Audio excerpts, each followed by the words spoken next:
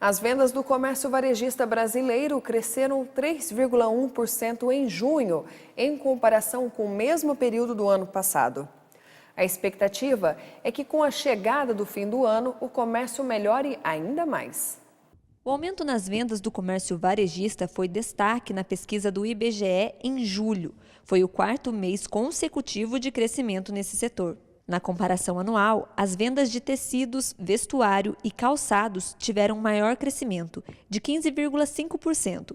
Os móveis e eletrodomésticos ficaram logo em seguida, com um avanço de 12,7%. E, por último, os artigos de uso pessoal e doméstico, que venderam 4% a mais. É um período, de fato, de início de recuperação do varejo e que foi ajudado não só pela inflação baixa, mas também pelo recuo do crédito. É bom lembrar que a inflação baixa permitiu que os juros básicos fossem cortados seguidamente.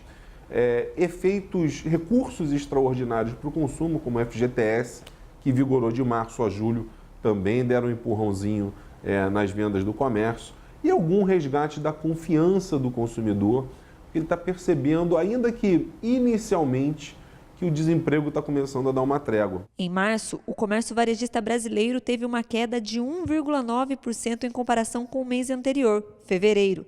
Foi o pior resultado do setor em 14 anos. Mas, agora, a expectativa é que até o fim do ano as vendas cresçam ainda mais, por causa do esperado aumento nas contratações no mercado de trabalho. A taxa de desemprego está começando a recuar, lentamente, mas está recuando.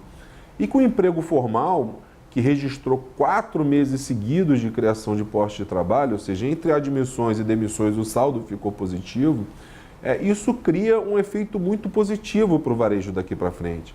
Crédito ajuda, FGTS ajuda, inflação menor ajuda. Mas no Brasil, o que dá lastro, que garante consumo é renda e trabalho.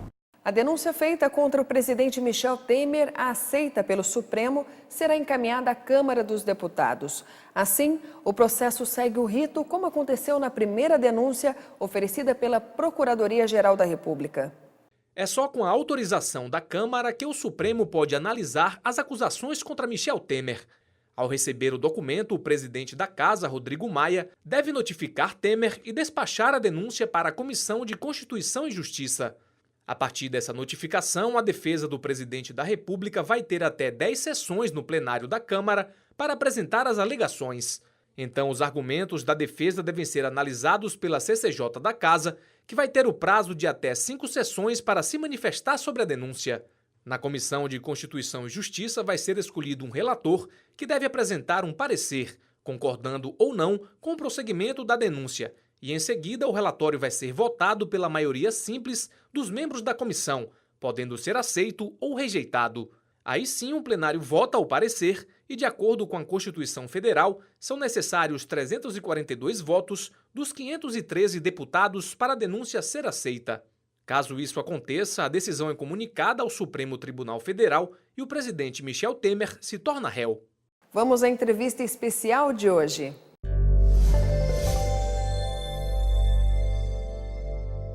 Se não for por bem, acaba sendo por mal. Se a gente não se conscientizar de uma redução nos consumos, vai ter que acontecer por conta da escassez.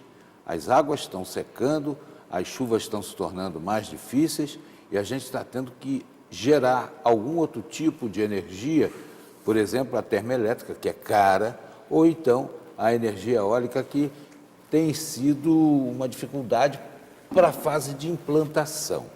O fato é que é louvável a iniciativa da Prefeitura de São José dos Campos, junto com a EDP Bandeirantes, que está levando às escolas um caminhão em que as crianças conhecem toda a situação e podem ser difusoras do conhecimento aos seus familiares. Estamos recebendo aqui o Rubens Cartilho, que já esteve conosco, é engenheiro eletricista, e tem boas dicas para nos passar aí a respeito dessa situação. Boa iniciativa da Prefeitura lá de São José, né? Com certeza, tudo que a gente pode fazer para melhorar, para ter um uso mais consciente da nossa energia elétrica, é sempre um bom começo, um bom partido para a gente iniciar. E é bom que o pessoal de casa renove aquele conhecimentozinho do que gasta mais dentro de casa, chuveiro elétrico, ferro elétrico, tudo que tem resistência, Exatamente. E compressor também, ar refrigerado, esses negócios gastam, né? Hoje em dia, né, nós já temos vários equipamentos que podem substituir os equipamentos mais antigos com consumo de energia bem menor, né? Hoje a gente já tem geladeira com consumo bem menor, é o que a gente chama de geladeira inverter, de ar-condicionado inverter, que são os equipamentos onde o nosso consumo de energia é bem menor por causa de partida de motor, coisas assim, que facilitam bem o nosso consumo, né? Ajuda bastante, o consumo é bem menor, né? Outra coisa que as pessoas às vezes têm algum tipo de dificuldade é porque acham que podem resolver sozinhos os problemas da casa. Então vão lá, mudam fio, fazem não sei o quê, sem fazer aquele balanço, né, das fases. Porque fazendo balanceamento das fases também é possível obter um consumo menor. Isso, né? Na verdade, a gente recebe em algumas casas 3 fases e em algumas casas 2 fases, né? E as casas antigamente recebia apenas uma fase e um neutro, onde era o famoso 110, né? Monofásico. Monofásico, exatamente, né? Era o 110. Hoje a maioria das casas já tem 220, a maioria dos nossos chuveiros já funciona em 220.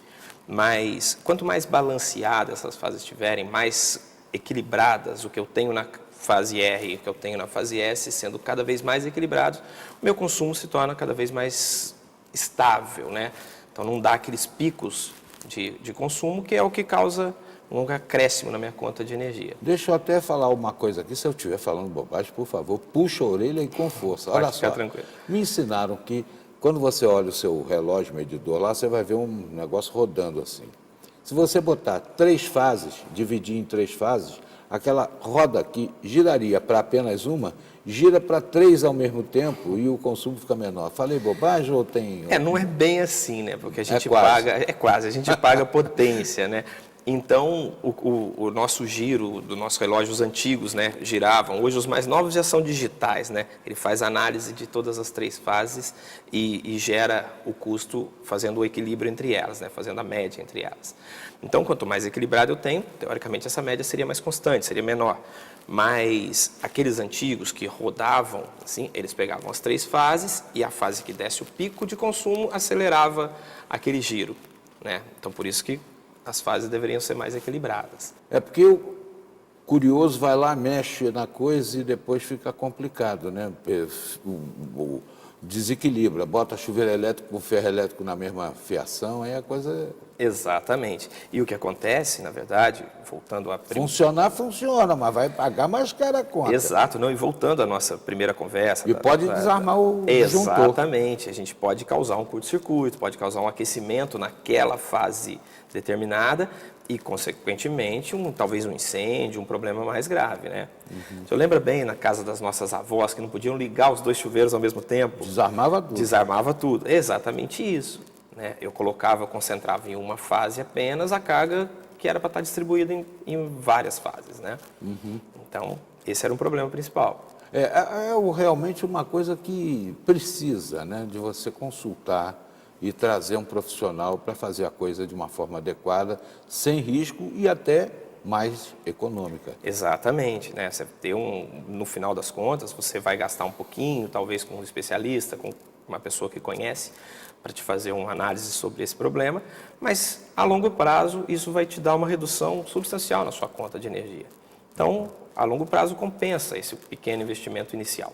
Bom, nós estamos falando aqui de consumo consciente, essa coisa da criançada aprender e levar conhecimento para casa, mas é sempre bom trazer um profissional para fazer as alterações que se tornarem necessárias, não só na questão das tomadas, mas também nos nossos próprios aparelhos. Consultar alguém, eu vou comprar aí um material, não vou sair comprando qualquer coisa, né, porque tem ainda alguns equipamentos que são bem mais dispendiosos. Exatamente, né? Hoje a gente tem aqueles selos, né, que mostra a categoria A, B, C, D de eficiência energética. Isso facilitou bastante na nossa compra, né? Mas uma pesquisa, um pouquinho de pesquisa em cima do produto que a gente vai comprar ajuda bastante, principalmente em ar-condicionado, geladeiras, né, chuveiros. Uhum. O Rubens Castilho é engenheiro eletricista, está aqui hoje conversando conosco, já esteve aqui e voltou, porque muita gente começou a querer saber coisas a respeito do consumo da energia.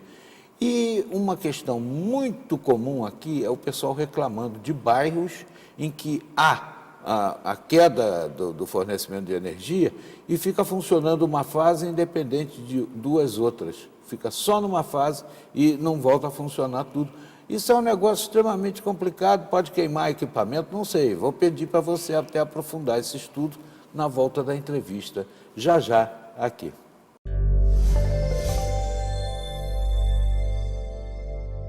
E na volta do intervalo, vamos falar do mercado pet brasileiro, que tem o terceiro maior faturamento do mundo. Voltamos em instantes.